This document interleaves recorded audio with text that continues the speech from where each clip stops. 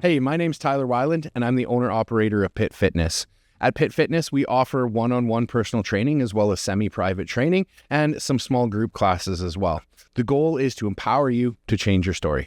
I've been thinking about mental health recently, and especially being an entrepreneur and starting a new business, that's always something that's in the back of my mind. Quite a few years ago, I did struggle with major depressive disorder, where I struggled with it for over a year. And, I was lucky enough to have parents that supported me, a doctor, a healthcare team that supported me. But it was a really tough time. And during that time, it was, I couldn't do the things that I loved. At the time, I didn't really love anything. It was a time where I was locked and trapped in my own mind. It was a prison. And unfortunately at that time, I was trapped in my own body too. It was so interconnected with how my body and mind work together that that's what I wanted to talk to you about today, is how, coming out of that, obviously there was medication involved and there was help and there was support. But what really kept me going at the end of it was finding fitness and finding things that really helped me channel what I was feeling into something productive. So, I know that just going out and exercising doesn't completely cure and alleviate a lot of the struggles when it comes to mental health. But I do think that it is a vital and key piece of the puzzle for us, working with men and women who it seems to be more and more prevalent, where people are struggling and they're having a hard time. And this really affects every aspect of life. It affects marriages. It affects kids and their fathers and their mothers. It affects entrepreneurs, like I mentioned, and it can be hard, and it can really affect your livelihood. And so for me, once I started that journey, and again, medication was a big part of it, and that was difficult to finding the right medication that worked, that didn't cause way worse side effects. Was a journey, but it was one of those things that I needed to keep at and stick to. And once I really got into the gym and started working out, and for me, that passion was found in lifting heavy things. I really fell in love with powerlifting. I love to pick up heavy things and put them back down, and I still do. But that was where I could kind of, and I know we hear it online and we see it, fight the demons. And as cheesy as that sounds, sometimes that is what we end up doing in the gym is we're battling ourselves. We're battling our own mind, and we're trying to escape that prison. And being able to stack wins in the gym and being able to feel better and have more energy and release the endorphins that come with exercise really can help with that side of mental health. And so I know when I was struggling, even the thought of that was difficult. It wasn't something that when I was in the depth of that despair that I would have been able to just get up and move and exercise. So we do need to be sensitive of that. And so, but to fast forward to, if you are at a point and you're looking to change your body and change your mind, then start small. It's all about stacking those small wins. So if you don't know where to start, try going for a walk. Walking is so underrated for the things that we can do to help our mind and our body. And don't just walk on a treadmill. I mean, you can. There's nothing wrong with being in a gym and on a treadmill, but there is something I find to also getting outside, getting sunlight in our eyes, feeling grass on our feet, walking outside, feeling the wind, feeling the air, and really connecting with the world around us, that helps uplift our spirits. And so I think that is a great place to start. And it doesn't have to be a half an hour, 2 hours. It can be 5-10 minutes to just start to get yourself moving and really seeing how that can uplift you. And when you're struggling, sometimes 5 minutes can feel like a lifetime. But again, it's the consistency. Like I mentioned, that consistency with finding the medication. I had to also utilize consistency when it came to being active. And for me, it grew. That was how I started, was going for walks. And then the next thing I knew, I ended up getting a gym membership and I was back in the gym. And then I was lifting, but I didn't know quite what to do. And so I ended up finding someone that did know what to do. And they helped me. It wasn't a coach. It ended up being a buddy. And he really encouraged me to keep working on things. And obviously my wife helped support me too. She came after I really dealt with the severe depression, but it always lingers there. And I don't know if you've experienced this or if you've heard it talked about, but it always feels like that darkness is on your shoulder. And some days it feels bigger and some days it feels smaller. And for me, what it was what can I do to continue to make this dark cloud, this dark force, whatever you want to connect it to, what I needed to do to make it smaller. And yeah, so over time, that's exactly what I did, is I kept stacking these wins, getting out, doing little things. And before I knew it, I was doing bigger things. And I really had to learn to overcome some limitations. And so I mentioned having some support. So I did. I ended up meeting a guy. I actually had worked with him for a short time. And he was a small guy. And I think he was 59 kilograms, if I remember correctly, because he was who introduced me into powerlifting. And he was like, "Hey man, you lift, don't you?" And I was like, yeah, I do. And this was after my knee surgery. And I was like, "Why don't you come to the gym with me?" So I ended up going to the gym with him. And I still remember, I believe it was the most I had ever squatted was 285 pounds. And I would do it for 2 or 3. And I remember talking to him, and he's like, "Oh man, I think you can do more." And I was like, "No, man, I'll never be able to do more. Where I'm at, I know I can't do it." And he's like, "Well, what if we just put a little bit more on the bar?" And you tried it. You did the last for 2 or 3. Why don't you try this next one for a heavy single? And so he loaded up the bar, and I was ready to go, got under the bar, and I did my first squat. And he yells at me to keep going, do another one. So I do a second squat. And he yells at me again, do a third one. And I do a third squat. And I rack that weight and I step back and I'm like, oh man. I was like, what was that? 290 pounds. I'm like, I think that's the most I think I'm ever going to lift. And he looks at me and starts laughing. He goes, "No man, I loaded 315 on the bar."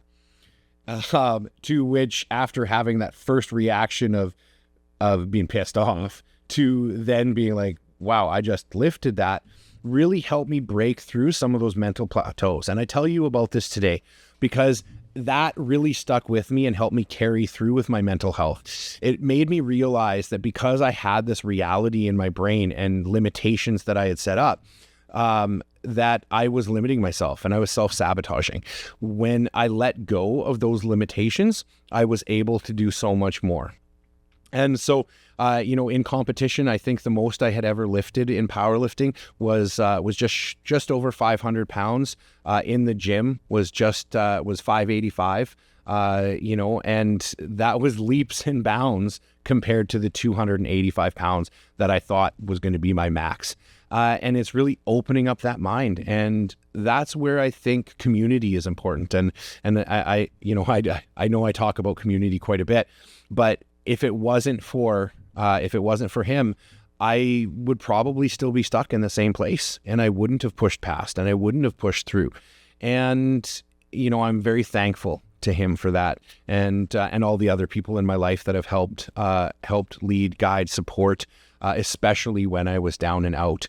And if there's anything that I can do for you is in this podcast is to encourage you to find that support, encourage you to push past your limiting beliefs, and encourage you to really strive to grow and strive to be better day in and day out. And again, I am not sweeping under the rug that sometimes just opening your eyes in the morning when you're dealing with mental health, how hard just doing that can be.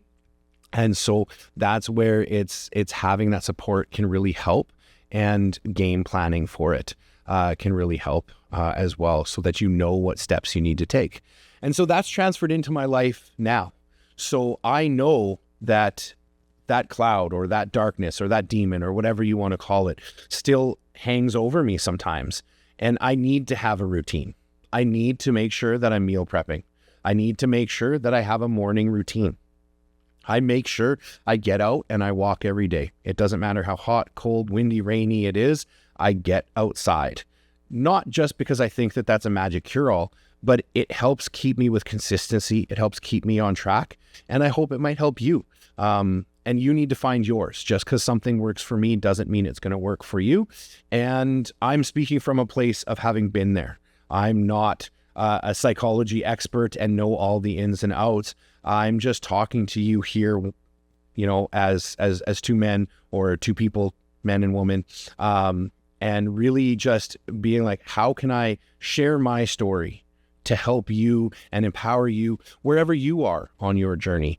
And so that's exactly, you know, where I'm at today is I can't ease up and leave my habits behind. They're with me, and they help me to break through some plateaus. And I've had to do that work, that inner work, and to create that inner growth so that I can get to this point that I can spot when things start to go south. So I can spot when things are starting to go sour or get tough.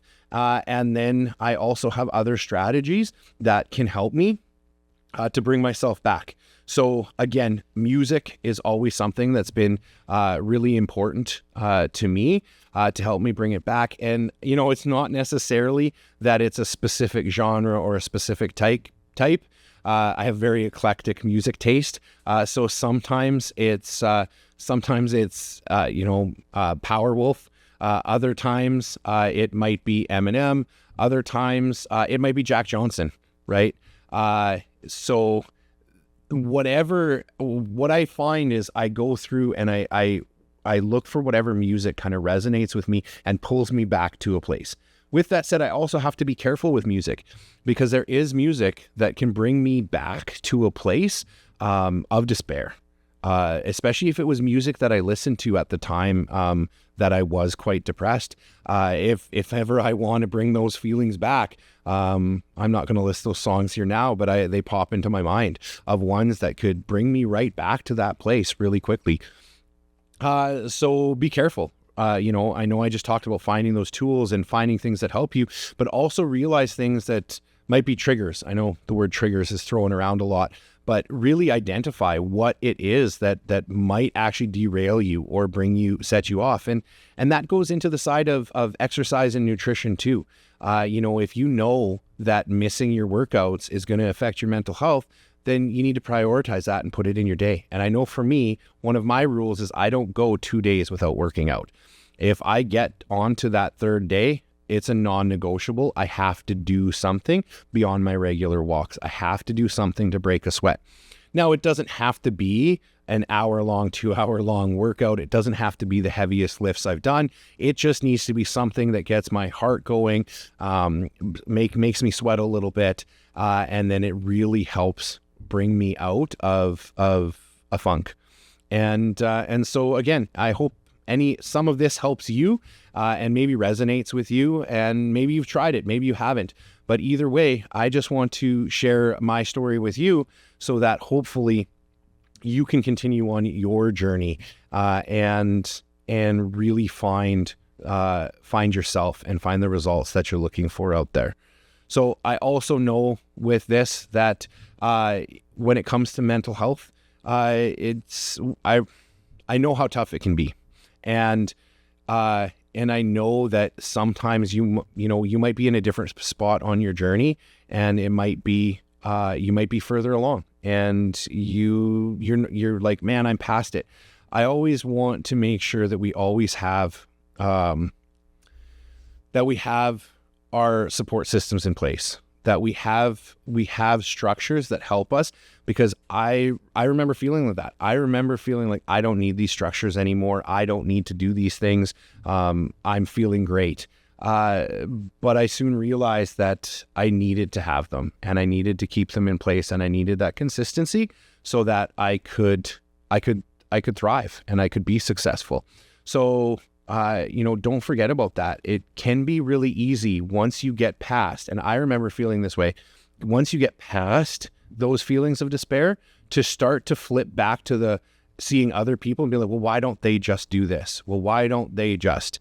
And I know it's not that easy. And again, it is important to, again, seek some professional help if you're at that point where you're really struggling.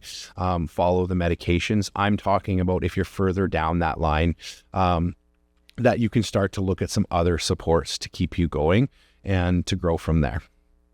So as far as my journey goes, it's always an ongoing battle. And I have days that are really great, and there are days that aren't so great. And, support, from my wife, from my kids, from my parents, from my friends is something that really helps me, be strong. And the reason I use the term be strong is because what often helps me be strong is the moments that I am vulnerable with someone I trust. And you might think that's counterintuitive. We don't often equate vulnerability with strength, but I'm here to tell you that when you, in a safe space, create that vulnerability, then you can grow. And out of that weakness can come strength. And, I use the term weakness. I don't even necessarily mean it like that, because I don't think it is. But I do think it is something that we need to open up, and we need to understand that we aren't robots. We aren't rocks. We have emotions, and we sometimes need to feel them. And then we also need to analyze them and find out, are these things valid? Right? And they might be valid, but do they serve you? Do they make things better for you?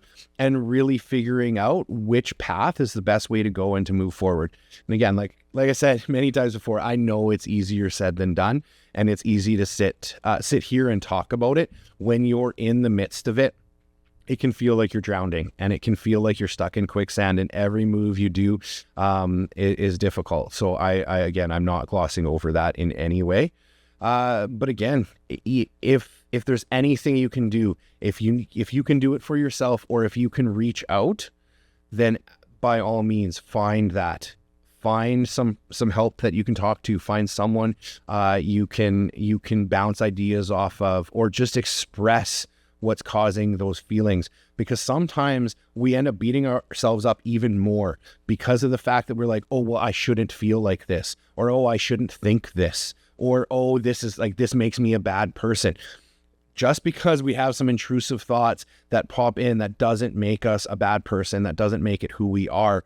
We define who we are, and we set out on that path, and we grow and build from who we want to be. So when you empower yourself to realize that you are the narrator of your own story, that you are the creator of your reality, so to speak, you can really step out of some of those quicksand moments and realize that there are things that you can do that can help you grow, that can help lead you to a better place. So with that, I also find reading. So if you, there are some books that I definitely recommend that helped me a lot. And there's quite a few, there's Atomic Habits. I found that was a great book. With that, the one that I would say though, that helped me the most, I guess there was probably two. I really enjoyed Radical Candor. I'm blanking on the author of it at the moment. But that was a great book that really, really helped pull me out into speaking my truth and speaking, candidly with people, with what I needed, with what they needed, and really connecting with people on that. And it dives into a lot more than those things, but maybe we'll talk more about that another day. But the number one book or author that I would say really helped me was Jocko Willink. and in particular, his extreme ownership book. I know some people, they aren't the biggest fan of it. To me, I find it is, you take out of it what you need. And for me, realizing that when I own my actions and own everything in my life, it empowered me to make a change. When I was able to realize that I am always a participant in every interaction, that even if I didn't necessarily intend something a certain way, that I was still a participant in it, and I need to own that.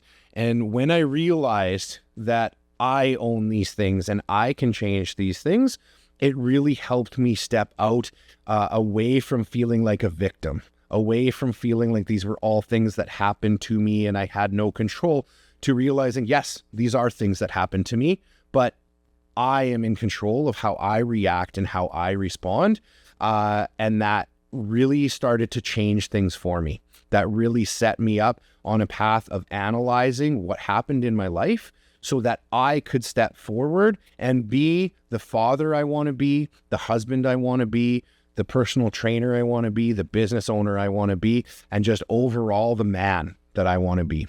So if any of this resonates with you, I encourage you, reach out. You can reach out to me. I'd love to hear your stories. I'd love to hear how you've overcome. I'd love to hear from you any part of where your journey's at. Again, I'm not a professional, so I can't offer, that in-depth advice. But if you just want to talk to someone who you can relate to, or who might be able to relate to you, or who has been through some of these things, please, by all means, feel free to send me an email or reach out. I'd love to connect with you and help build that community. So if you're looking for some extra support, I encourage you to check out the app He Changed It.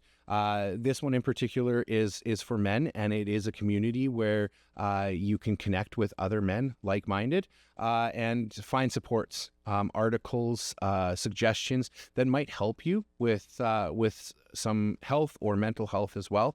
I hope the conversation today helped you, and I hope that it empowered you to maybe implement some changes that you hadn't thought of, or maybe go back to some that you know that you should be doing. With that, I hope that you share your stories with me. I'd love to hear what you've done to overcome some of the struggles that have been in your life, and how you help empower others as well. So until next time, I look forward to seeing those videos.